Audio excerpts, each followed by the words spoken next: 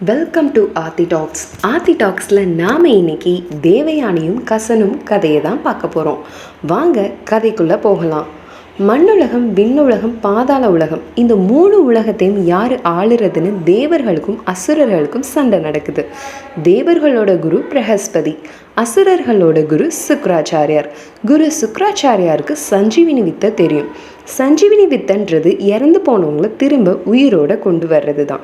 இந்த சஞ்சீவினி வித்தையை வச்சு சண்டையில் இருக்கிற அசுரர்களுக்கு உயிர் கொடுத்து திரும்பவும் சண்டை போட வைக்கிறார் சுக்ராச்சாரியார். இதனால் தேவர்கள் பாதிக்கப்படுறாங்க. தேவர்கள் எல்லாரும் ஒன்றா சேர்ந்து தங்களோட குரு பிரகஸ்பதியோட மகன் கசனை போய் பார்க்குறாங்க.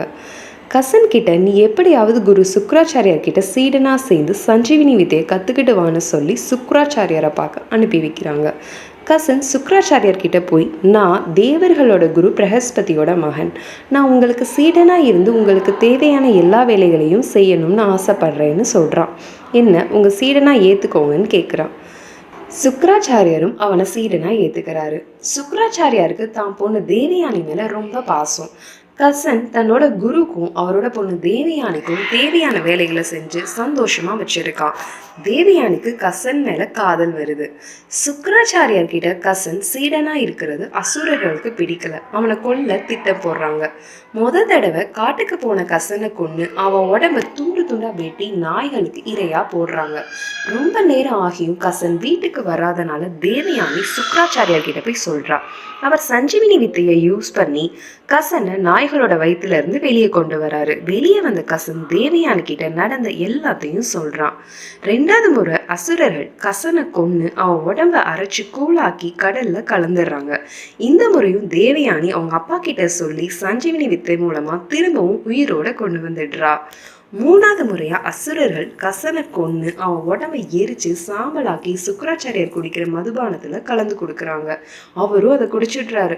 இந்த முறையும் தேவயானி கசனை காணும்னு அவங்க அப்பா சுக்ராச்சாரியார் கிட்ட போய் சொல்றா. அவங்க அப்பா சொல்றாரு, கசனை இந்த அசுரர்கள் தான் கொண்டு இருப்பாங்க, ஏன் இறந்து போனவனை திரும்ப உயிரோட கொண்டு வரணும்னு சொல்ற, அவன் இறந்ததை ஏத்துக்கோன்னு சொல்றாரு. தேவயானி சொல்றா, கசன் நல்லவன், அவன் நல்ல குலத்தை சேர்ந்தவன், அவன் ஏன் சாகணும், நான் அவனை விரும்புகிறேன்னு சொல்கிறா.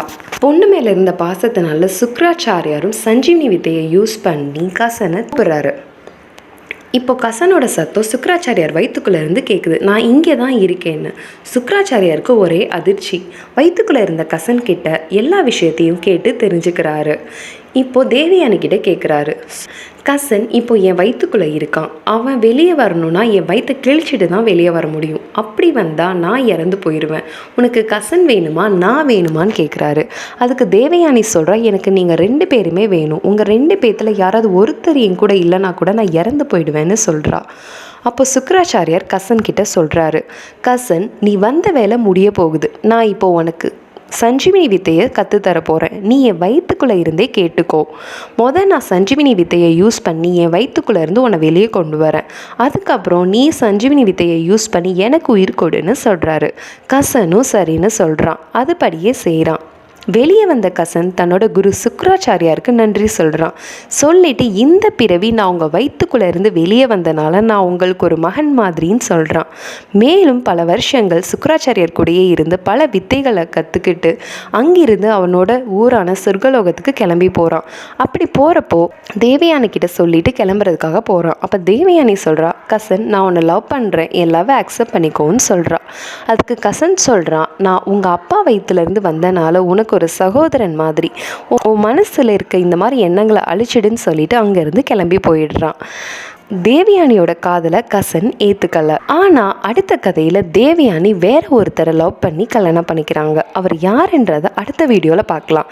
இந்த வீடியோ உங்களுக்கு பிடிச்சிருந்தா லைக் பண்ணுங்கள், உங்கள் ஃப்ரெண்ட்ஸ் கூட ஷேர் பண்ணுங்கள், மறக்காமல் சப்ஸ்கிரைப் பண்ணுங்கள். தேங்க்யூ.